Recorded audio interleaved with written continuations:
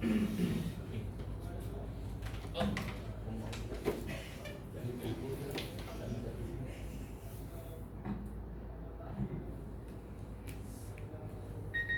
ni untuk dia.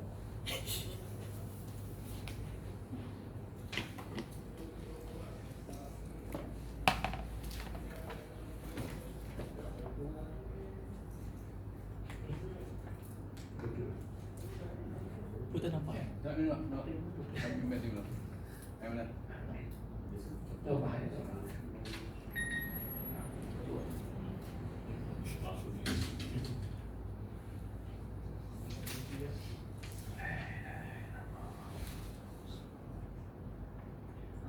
Assalamualaikum warahmatullahi wabarakatuh. Al-Fatihah.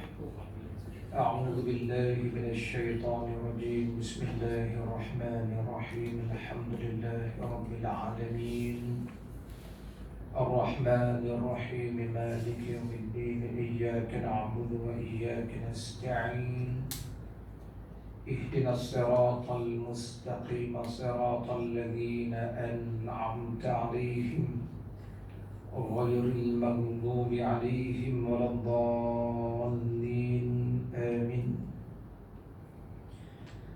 الحمد لله ثم الحمد لله الحمد لله وحده والصلاة والسلام على من لا نبي بعده وعلى آله وصحبه ومن تبعه ونصره وواله. اللهم فصل وسلم وبارك على سيدنا محمد الفاتح لما أغلق والخاتم لما سبق والناصر الحق بالحق والهادي إلى صراط المستقيم وعلى آله وصحبه حق قدره ومقداره العظيم. اللهم ربنا اشرح لنا صدورنا. اللهم ya Allah, lapangkanlah dada kami. Amin. Wa yassir lana umurana, dan permudahkan segala urusan kami. Amin. Wahlul 'uqdatam min lisanina yafqahu qawlana, dan bukalah simpulan lisan kami agar mereka faham kalam ucapan kami. Rabbi yassir wa la tu'assir, ya Allah, permudahkan jangan disusahkan. Rabbi tammim bil khair, ya Allah, sempurnakan kami dengan segala kebaikan. Amin ya rabbal alamin. Qala Allah Ta'ala, a'udzu billahi minasy syaithanir rajim, fastabiqul khairat.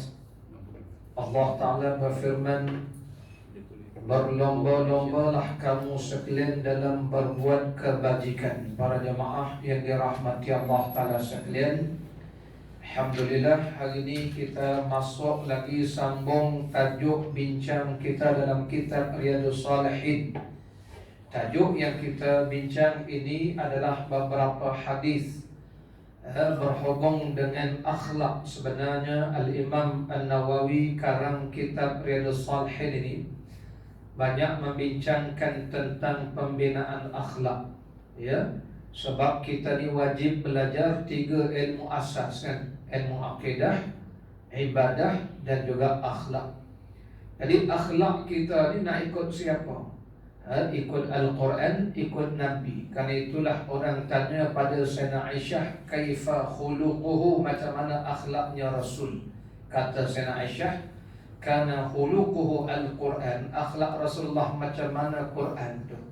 Apa yang Quran ajar, itulah akhlak Rasul sallallahu alaihi wasallam. Baik. Jadi hari ini tersambung dalam kitab ini mau ke surat 65. Kalau ikut catatan saya mau ke surat 64 itu ya. Pada 6 akhir bulan 10 punya lama tu.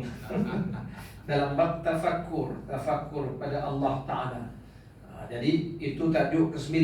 Ini tajuk yang ke-10. Catatan saya ini tajuk yang ke-10 tadi. Para jemaah yang rahmati Allah, mula kita daripada tajuk ikhlas, betulkan niat, taubat, masuk dalam bab tawakal kepada Allah, takwa. Kemudian antara akhlak kita juga ialah disuruh kita banyakkan bertafakur, memikirkan ciptaan-ciptaan Allah Subhanahu wa taala. Jadi dalam bab tafakur ni saya ingat kita boleh tinggal sekejap, kita masuk ke surat 65, tajuk yang ke-10. Tuan-tuan tulis 10 lah supaya tahu dah banyak kita ni belajar bab akhlak. Yang ke-10 bab tentang bersegera berbuat baik dan menganjurkan kebajikan serta bersungguh-sungguh di dalam mengerjakannya tanpa ragu-ragu. Ini bab antara yang perlu kita bina dalam diri kita, akhlak kita ni ialah segera buat baik, jangan tangguh-tangguh, jangan nanti dulu. Ya. Baik. Mana dalilnya? Qala Allah Ta'ala, firman Allah Ta'ala, fastabiqul khairat. Dalam surah Al-Baqarah ayat 148, Allah berfirman fastabiqu. Kalau belajar bahasa Arab ini dipanggil fi'il amar. Allah perintah, arahan. Kalau bos beri arahan kan kena buat. Ini Allah beri arahan. Arahan Allah fastabiqu. Fastabiqu ni maknanya berlomba-lomba, musabaqah. Dalam bahasa Arab sabaqah ni orang ke depan kita pecut depan dia, tu sabaqah. Kalau bawa motor tu dia depan kita potong depan dia, mana boleh. Kalau queue tu kita potong depan, itu namanya berlomba-lomba nak ke depan. Dalam bahasa Arab dipanggil sabaqah ataupun musabaqah. Maka itulah dulu-dulu kita ada musabaqah Quran ya.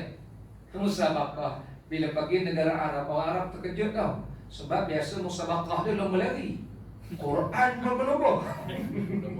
Sekarang itu kalah jadi tilawah Quran. Bab musabaqah. Musabaqah Quran dulu tukar. Sebenarnya musabaqah tu orang Arab guna untuk sukan Olimpik, musabaqah. Lomba lari, lomba lompat tinggi, musabaqah gitu. Jadi dengar TV Arab, radio Arab, dia ada musabaqah. Kita ingat musabaqah Quran, bukan musabaqah bola sepak pun musabaqah juga. Lawan bola Manchester kalah, Liverpool kalah 3-1, sekian saja. Jadi pada fans Liverpool tenang ya. Allah namanya musabaqah ya, musabaqah. Allah taib. Jadi Allah berfirman, berlomba-lombalah kamu sekalian. Berlomba ke mana? Al-khairat. Kita ada badan khairat gitu. Badan khairat itu badan kebajikan lah. Jadi kita disuruh lomba buat baik je. Buat kebajikan ni kena berlomba tahu. Siapa banyak kebajikan, bukan atas dunia, akhirat besok barulah nampak dia. Itu jadi Allah perintah kita ni dalam buat baik kena juga berlomba-lomba.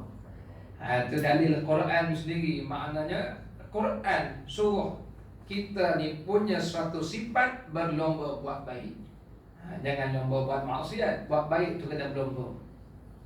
Baik, itu yang pertama. Yang kedua, wa qala ta'ala, firman Allah, wasari'u ila maghfiratin min rabbikum wa jannatin arduha as-samawati wal ard u'iddat lil muttaqin.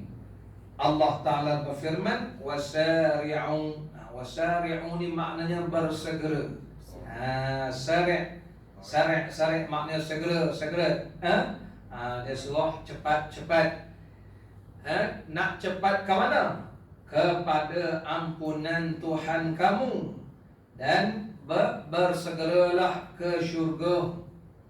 Jadi Allah tengok, Allah kena bahasa kita, dia kena segera cari ampun Allah, segera ke syurga. Syurga yang luasnya seluas langit dan bumi, yang disediakan untuk orang-orang yang bertakwa. Surah Ali Imran ayat 133.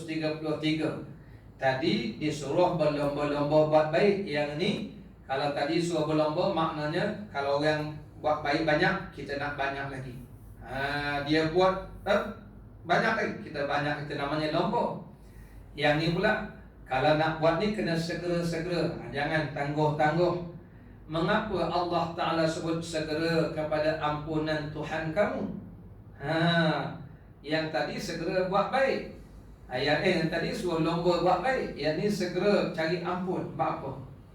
Sebab tuan-tuan, amal kita itulah dipanggil dapat ampun. Kita ni kan disuruh segera ke syurga. Ayat yang seterusnya Allah Ta'ala kata, pertama, segeralah cari ampun Allah dan segeralah ke syurga. Jadi Allah suruh kita ni segera ke syurga. Macam mana nak pergi syurga, Syekh? Macam mana nak pergi syurga? Syurga ni tuan-tuan agak boleh bayar, tak boleh bayar. Kalau banglo yang ada kat dunia ni pun kita dah tak mampu nak bayar, Syekh. Ada orang duduk suite room superior apa nama tu, sampai satu hari sewa hotel tu kat 50,000 pun sewa saja. Allah, mewah tak mewahnya dia punya hotel. Ada orang duduk sewa rumah banglo sampai 50,000 sebulan. Kita tak mampu, kita Syekh, 50,000 sebulan. Contoh kan. Tapi syurga besok boleh bayar 50,000, tak boleh bayar. Lepas tu nak masuk syurga dengan apa? Nak masuk syurga dengan apa? Itulah Allah Ta'ala kata cari ampun. Sebab syurga ni hanya boleh masuk kalau kita dapat ampunan Allah. Itulah jawapan dia. Betul, tadi dimulakan dengan segera cari ampun Allah dan segera ke syurga. Jadi kita kalau nak pergi syurga tak mampu bayar. Kalau tak mampu bayar, nak masuk macam mana syurga? Jadi ingat, syurga hanyalah dimasuki oleh orang yang tak ada dosa. Lepas tu kita ni tak lepas daripada dosa ni. Di sini dah kita disuruh segeralah cari ampun. Hanya dengan ampunan Allah lah kita boleh pergi syurga. Di sini dah kita nak cari pula di mana ampunan Allah. Di mana ampun Allah Ta'ala. Inilah tajuk dia. Jadi kalau nak cari ampunan Allah, ni tuan-tuan cuba jawab. Kalau boleh jawab ni kira lulus dah, dipanggil ceramah. Tak datang pun tak apa dah pasti. Tapi kalau tak boleh jawab, kena datang ceramah lagi. Soalannya di mana ampun Allah? Baik. Dalam satu hadis Nabi SAW, hadis-hadis yang akan datang ni pun dibincanglah di mana ampun Allah nanti, ya. Dalam satu hadis Nabi, Rasulullah sebut begini, lan yadkhulal jannah li ahadin bi amalihi. Tidak ada seorang pun. Lan ini dipanggil nafi mu'abbad. Nafi mu'abbad ni cakap orang kampung saya, nobody lah. Nobody, tak ada seorang pun boleh masuk syurga. Kalau nak harapkan amal, Nabi kata tak ada orang boleh masuk syurga dengan amalannya. Lepas tu tuan-tuan duk beramal buat apa? Cik jawab kejap, saya nak kasi okey. Sejuk. Kalau dapat jawab tu kira ceramah tu faham dah selama ni. Kalau persoalan dia, Nabi kata tak ada orang boleh masuk syurga dengan amal. Lepas tu beramal buat apa? Kalau dengan amal kita tak boleh bawa kita ke syurga. Sebab apa tuan-tuan puasa? Sebab apa tuan-tuan berjemaah? Sebab apa tuan-tuan ambil wudu? Sebab apa sembahyang? Sebab apa sedekah? Sebab apa baca Quran? Sebab apa zikir? Di ujung tu Nabi jawab, lan ini nafi mu'abbad. Tak ada orang pun boleh masuk syurga kalau nak harapkan amal. Tuan-tuan tak payah soal. Sahabat tanya dah, wa anta ya Rasulullah, Tuan pun tak boleh harap amalan Tuan pergi syurga. Nabi kata, wah anak, saya pun tak boleh harapkan amal saya. Nak tunjuk tuan-tuan amalan kita tak boleh bawa kita ke syurga, tak mampu bayar syurga, mahal Syekh. Habis tu Nabi kata, saya pun tak boleh, amal saya pun tak boleh bawa saya juga. Habis tu macam mana nak syurga? Illa, melainkan ayyataghammadani Allah bimaghfiratin wa rahmatin. Kecuali dengan amal kita tu Allah ampunkan kita. Sebab tu kita masuk Ramadan ni, apa kelebihan Ramadan? Bulan keampunan. Itulah ceritanya, bulan ampun. Sebab tu Nabi kata orang masuk Ramadan dengan dosa, keluar Ramadan bersih. Itu sebab orang mati bulan Ramadan mati dalam mendapat ampun Allah. Itu pun kalau mati Ramadan Tengah puasa takut tengah beli nasi bungkus tu yang payah tu. Geng-geng beg nasi hitam kan. Geng beg nasi hitam tu tak ke beli tengah makan tengah hari ni sedak mati saya. Yang itu memang tak dapat ampun ya. Jadi itu yang kita ada beramal ni sebenarnya cari ampun Allah. Tuan-tuan datang surau masjid, orang kata sembahyang masjid surau ni sama. Saya berkata sama. Tak sama. Apa beza sembahyang di surau dengan sembahyang di rumah? Sembahyang di surau masjid ni kan Nabi kata setiap langkah Allah ampun dosa sampai ke masjid. Ni tonton tunggu nak qomat ni. Tunggu ni nak qomat ni. Apa Nabi kata? Selagi kita menunggu ni, kita ni dalam pahala sembahyang dah ni. Dan malaikat ni tuan-tuan tak payah cakap apa, malaikat tengah berdoa, ya Allah ampunkanlah dia ni, rahmatlah dia ni. Malaikat doa Syekh. Malaikat doakan kita, Allahu Akbar ya.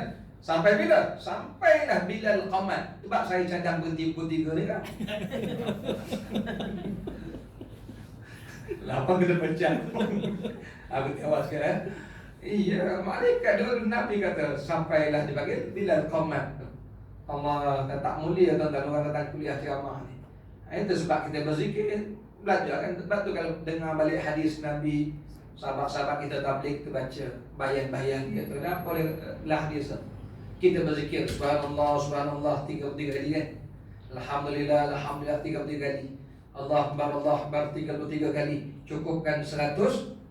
La ilaha illallah wahdahu la syarikalah sampai habis tu. Apa Nabi kata? Diampunkan dosanya walaupun sebanyak duit di laut. Semua kita ampun ni saya. Begitulah orang sedekah dapat ampun. Itu jawapan Nabi. Amal kita tak boleh bawa kita ke syurga, tetapi amal kita boleh mendapat ampun Allah. Itu sebab ayat ni berbunyi, segeralah kepada ampunan Tuhan. Maknanya segeralah melakukan amal-amal yang mendapatkan ampun. Itu maknanya. Segera melakukan amalan-amalan yang membawa kepada ampunan. Sebab ada amalan yang membawa kepada murka Allah pun ada. Tapi kita tidak amal yang membawa kepada ampun Allah Ta'ala. Itulah sebabnya kita zikir Allah ampun, kita baca Quran Allah ampun. Itu yang pertama Nabi kata, kecuali dengan amal kita itu Allah ampun. Yang kedua, warahmatin, Allah rahmat. Disitulah kita beramal ni, kita cari satu ampun, kedua kita cari apa tadi? Rahmat. Tonton perasan tak orang mati, apa doa yang tonton bacakan untuk dia? Mayang jenazah. Mula-mula Fatihah. Lepas Fatihah selawat Nabi. Takbir ketiga doa. Kata para ulama, itulah tujuan sembahyang jenazah. Doakan si mati. Paling pendek, Allah maghfir lahu warhamhu. Kan kita minta dua tu. Pertama minta apa? Ampun. Kedua minta rahmat. Lepas tu dalam sujud kita tuan-tuan jangan lupalah, carilah ampun dan rahmat. Ya Allah ampunkanlah kami, rahmatlah kami. Bila tuan-tuan baca waktu semayang, saya duduk antara dua sujud, Rabbil firli. Tuan-tuan baca entah apa aku. Rabbil firli itu, ya Allah ampunkan aku, warhamni, rahmatlah aku. Ramadan, bulan apa? Bulan ampun dan bulan rahmat.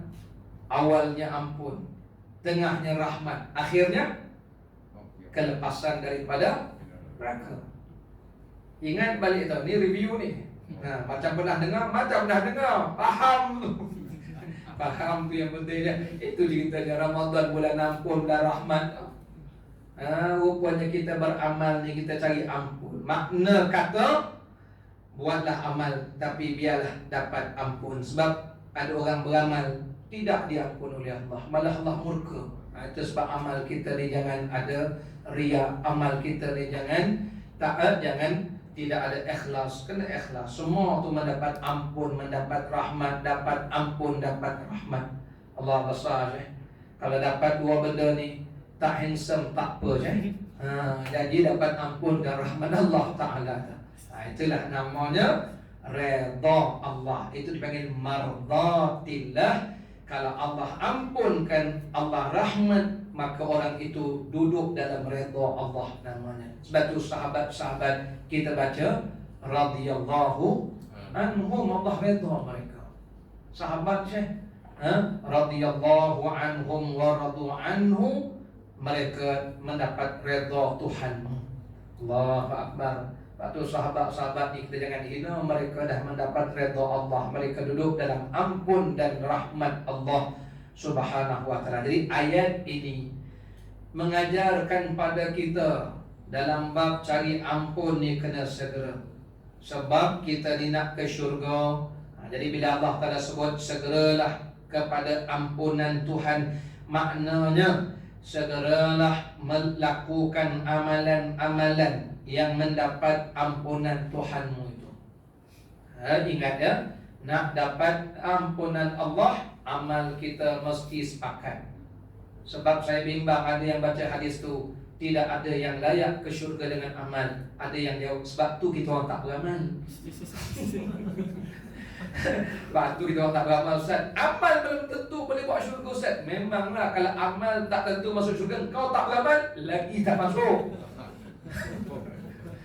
Kalau dengan bukti yang beramal pun belum tentu ke syurga, kalau tak beramal, confirm, for sure lah.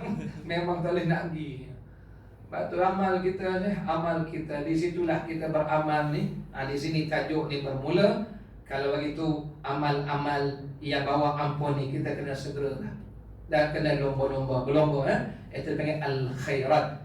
Nanti dalam bab akan datang, nanti dia tunjukkan satu bab banyak amal-amal kebajikan ni yang Allah Ta'ala kata segeralah kepada kebajikan ni. Banyak tuan-tuan, banyak amal-amal kebajikan, banyak amal-amal yang bawa kita pada ampun Allah ni banyak. Kadang-kadang kita tak sangka. Cuma kita ni kena ingatlah, ikhlaskan amal kita tu. Baik, itu tajuk dalam Quran. Jadi makna kata perintah ini datang daripada Quran. Pertama, perintah berlomba-lomba buat baik. Jadi kita yang berlomba buat baik itu mengamalkan perintah Quran. Dan orang yang segera buat baik itu juga mengamalkan perintah Al-Quran. Baik, dua benda di sini. Satu, berlomba ke jalan kebaikan. Yang kedua, selain berlomba buat baik ini, kena bersegera kepada kebaikan. Itu maksud Allah. Dan Allah berfirman, segeralah ke syurga. Kerana syurga itu untuk orang yang mendapat ampunan Allah Ta'ala. Para jemaah yang dirahmati Allah Ta'ala sekalian, tengok hadis yang pertama pula. Wa an Abi Hurairah radhiyallahu anhu anna Rasulullah sallallahu alaihi wasallam qala badiru bil a'mali salihati fasatakunu fitanun ka qita'il laylil muzlimi yusbihu ar-rajulu mu'minan wa yumsi kafiran wa yumsi mu'minan wa yusbihu kafiran yabi'u dinahu bi'aradin minad dunya atau kama qala Rasul, rawahu Muslim. Daripada Abi Hurairah radhiyallahu anhu, bahwasanya Rasulullah sallallahu alaihi wasallam bersabda, badiru bil a'mal, bersegeralah kamu sekalian untuk melakukan amal-amal yang saleh. Coba lihat di situ. Tadi Allah sebut fastabiqu. Di sini Allah sebut badiru. Badiru ni maknanya segeralah, cepat-cepatlah. Cepat apa dia? Bil a'mali as-salihah. Nampak situ? Nak tunjuk amal kita ni ada dua Syekh. Satu amal saleh, satu lagi amal taleh. Jadi yang disuruh kita segera ni ialah buat amal yang saleh. Jangan buat amal yang sebaliknya taleh. Taleh ni amal yang buruk. Jadi Allah Ta'ala, Nabi sendiri perintah kita, segeralah buat amal saleh. Maknanya bukan saja kita disuruh beramal, tapi amalan kita itu mestilah saleh. Para jemaah yang rahmati Allah, di sinilah kita belajar dalam ilmu tasawuf. manusia ni ada beberapa tingkat ya. Sebab tu syurga ni dia tak sama tuan-tuan. Sebab tingkatan manusia pun tak sama. Kita ni bermula daripada martabat Islam. Bila kita balik, kita masa budak-budak dulu semua kita ni Islam. Kita jaga syahadah mak ayah kita, ajar kita mengenal Allah, mengenal Rasul. Jadi akidah kita sempurna, sembahyang kita pun kita jaga, ibadah kita pelihara. Bila kita balik, kita masuk satu darjat dipanggil darjat Muslim. Tadi Islam. Umum semua orang Islam, belum balik semua Islam. Tapi bila balik, ada yang kekal dalam Islam, ada yang jadi kafir. Orang mukmin, Muslim mereka. Kemudian, walaupun Muslim, tak semua orang Muslim ni mukmin. Mukmin ni satu tingkat lagi. Sebab tu dia ada beza rukun Islam, rukun iman. Semua kita ni Muslim, tapi tak semua Muslim tu mukmin. Sebab itu ayat puasa bermula dengan ya ayyuhalladzina amanu, wahai orang beriman. Diseru orang yang beriman diwajibkan puasa. Baik tu kalau orang malas puasa, aku malas puasa. Cakap dengan dia, puasa ni untuk orang beriman je. Engkau tak beriman, apa aja nak?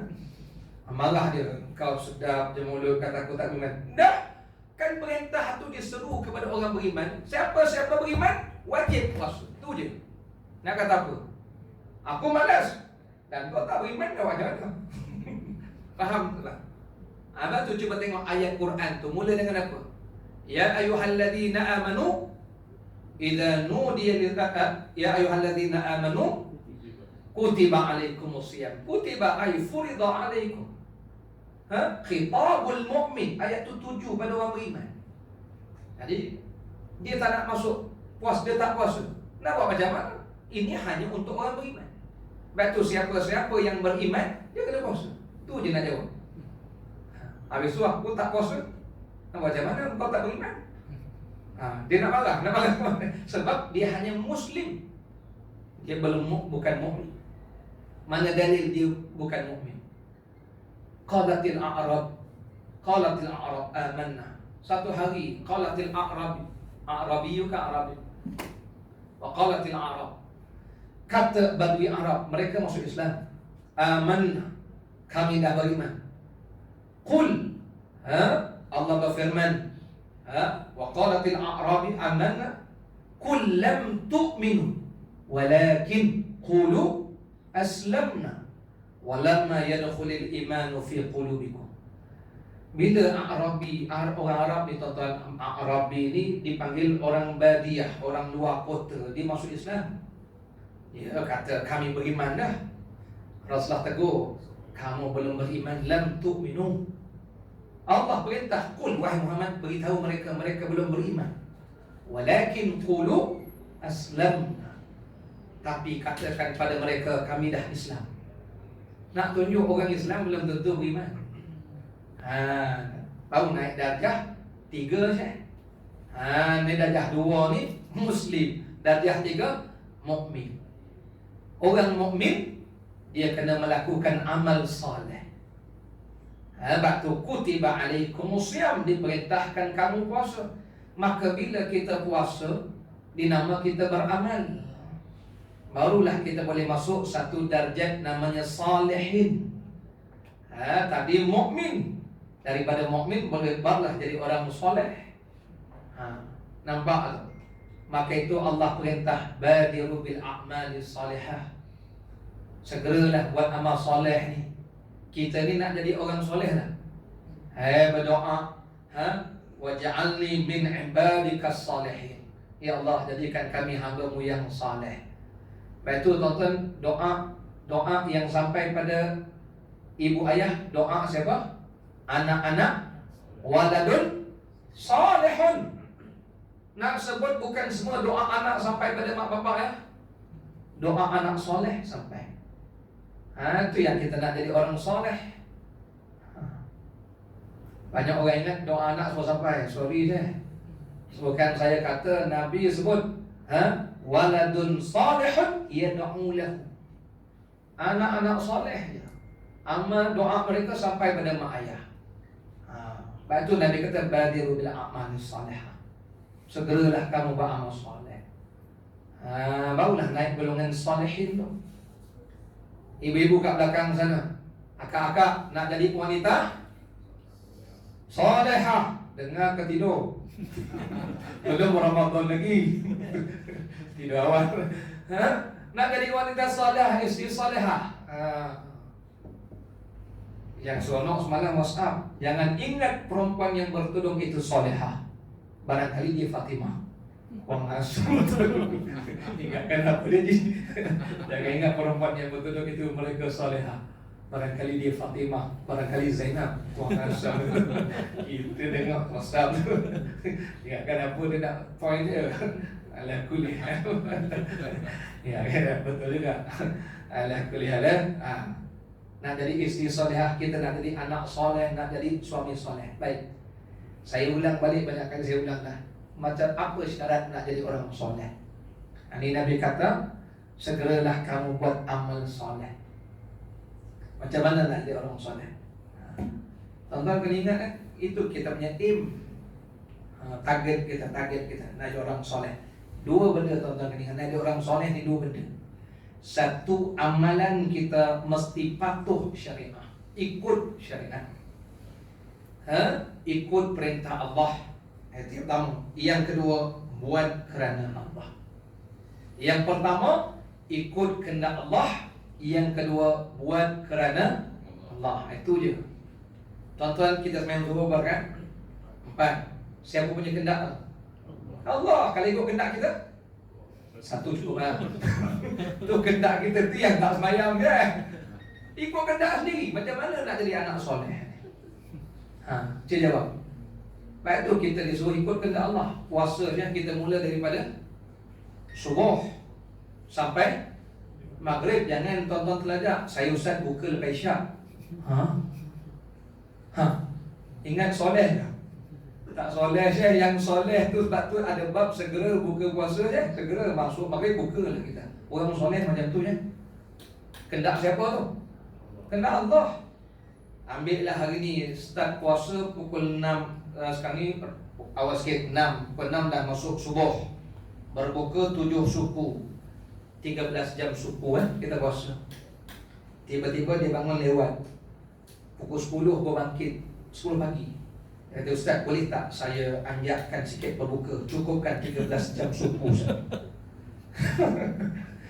Jadi dia nak anjakkan sikit buka sebab nak cukupkan time hour tu. Agak-agak tuan-tuan soleh ke macam tu? Walaupun cukup 13 jam Syekh, tak soleh Syekh. Sebab ikut kehendak dia. Muslimat belakang. Buat biar kerana Allah. Jangan buat ikut kehendak Allah. Kita panggil itu namanya syariah compliance, patuh syariat. SOP. Barulah jadi orang soleh. Itu je. Patuh puasa, haji. Pergi Mekah je, jangan pergi kat Besut. Orang soleh tak pergi Besut je buat haji.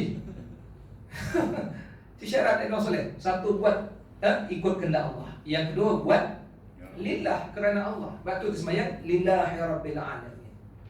Kerana Allah ni. Sekarang ni tuan-tuan sembahyang kerana siapa? Ada orang sembahyang kerana mertua. Bapak mertua datang sembahyang, bapak mertua balik tak sembahyang. Engkau sembahyang kerana apa? Bapak mertua aku ada lah. Itu buat bukan kerana, itu bukan orang soleh je. Muslimat di belakang. Dah tutup tirai, gelap pula belakang. Okey. Muslimat di belakang, saya tanya pakai tudung tu kerana Allah ke? Tak apa, tutup tak pegang, asal akak dengar lah. Pakai tudung tu kerana Allah ke kerana orang? Saya tanya.